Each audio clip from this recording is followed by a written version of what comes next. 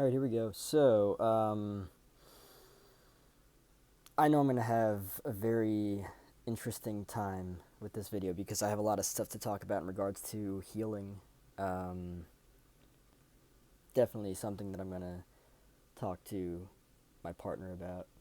Um, let me bring this mic closer. It's very interesting to be here now at this point in my life because there is a journey of healing happening. And I feel like it's necessary to document the process of this healing because I think that it will provide insight in my day-to-day life in terms of like what's necessary as well as just like later on in life to like reflect on the video and be like, "Oh, whoa, cool. I was going through that. I was talking about that. I was, all this stuff." It's very interesting, and the reason why I want to make this video specifically is because healing is uh I think that a lot of people have this kind of like idea that like healing is like this, just like, not to say that it's not, like honorable or anything, but it's like it's not it's, I mean, there are cool like stages of it where like you have incredible like insight and realization and everything, but like there are days where I'm just like screaming my fucking brains out in the car by myself. Um, because this is what happens. I'll paint it simply. When you go through something early on in life, and your response to the situation, let's say for instance, here we go. Um, Say maybe you don't set a boundary, right? But you are aware of how what somebody says makes you feel, right? And you aren't actually, and they say the thing that makes you feel a certain way, and it's not a good way that it makes you feel, but you don't respond in a way that's congruent with how you feel, and instead, because that doesn't tell them that they need to fucking stop, they just keep going, right? And so that creates trauma. um Trauma is a very interesting thing, and I would argue that it's more a matter of like, okay, well, I just didn't really know how to react. Or not even that, but it's like, okay, I knew how to react, but because of how I was conditioned to believe that my sense of self worth is derived externally, and this person's opinion of me is more important than my opinion of myself.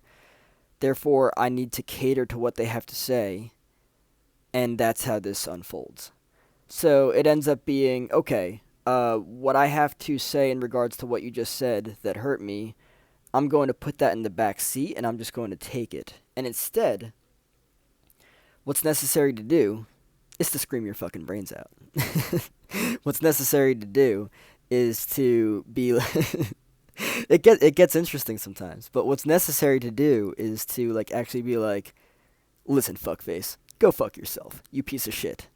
Like it's actually like you need to sit in the energy of being congruent with how you were feeling, because if you don't, you're going to learn that how you feel doesn't fucking matter, and that's not true. So it can be very problematic if you allow just, whatever it is that you're feeling to pass by, and to not ride that wave, and to not punch the person in the fucking throat because they deserve it. Of course, metaphorically. You probably don't want to make somebody choke like that, but like looking them in their fucking face and being like, "Listen, shit face," like, healing's a very cool thing, and something that I've learned along my journey of doing so, especially with screaming in the car. Oh my god, is you learn your voice. If you didn't know your voice also changes. If it was previously not like so like grounded in like strength and like self-awareness, oh wow, the dynamic of one's voice, if you don't know yourself, which is likely if you're like a people pleaser and stuff, and you just, look for external validation, and you just you exploit yourself, all that kind of stuff, yeah, you're not going to know your voice at that point. But if you are in a space of awareness where you're learning about your voice and you were traumatized, but instead you're taking the approach moving forward of actually feeling those emotions, right? It's going to change the dynamic of how you sound. Hardcore. Like, seriously. Like, I have been screaming my brains out for a long time now.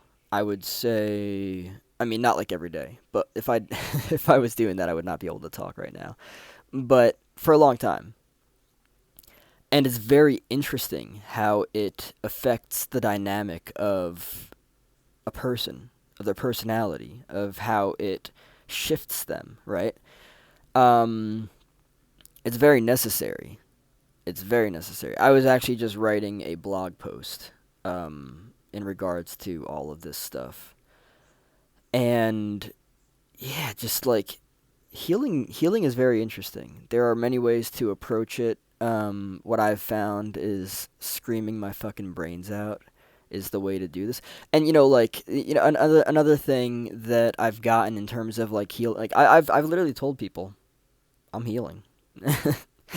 And like one response that I got was like, "What does that mean?" And it's like, okay. And it's just you know, um we live in a society that stigmatized healing for a long time, and to some extent, I would argue that it still does. Um, yeah, healing from trauma, psychological trauma, mental, emotional trauma, all that stuff. Um, and it's a very interesting process. I am a completely different person now, and it's wild. It's really cool to be here. But yeah, so it's really just the reason why trauma in my experiences is exhausting is because you have to like re put yourself in past experiences of where things happened or when things happened that ultimately fucked you up, and you have to react congruent to what you were feeling, right? So if someone violated your boundaries and what you were feeling was anger, and you're just like, oh no, it's okay. Yeah, no, that's not gonna fly. What you need to do, like I was saying before, is be like, listen, fuckface. Stuff along those lines.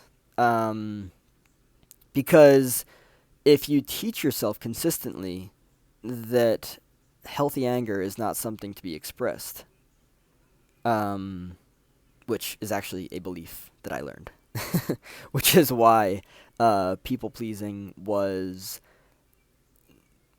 yeah, that's why it was there. Anyway, it's a very interesting journey.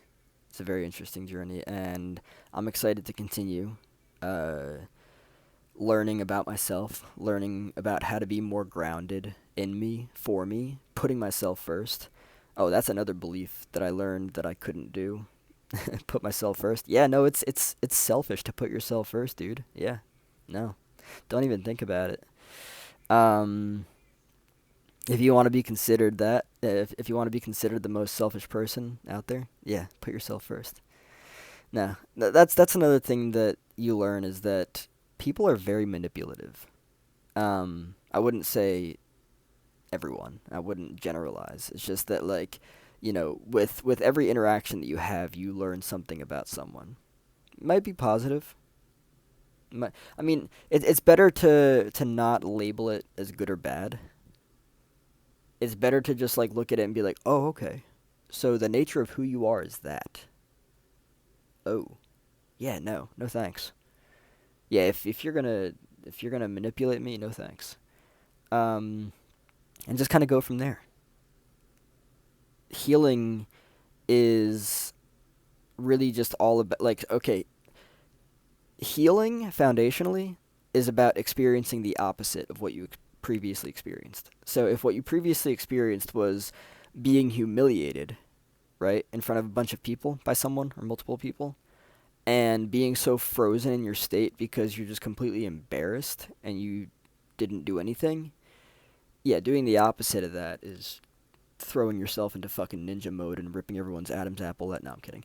Uh, no, doing the opposite of that is, you know, doing in accordance to your emotional state. And if your emotional state is anger, then maybe you need to fuck some people up with words.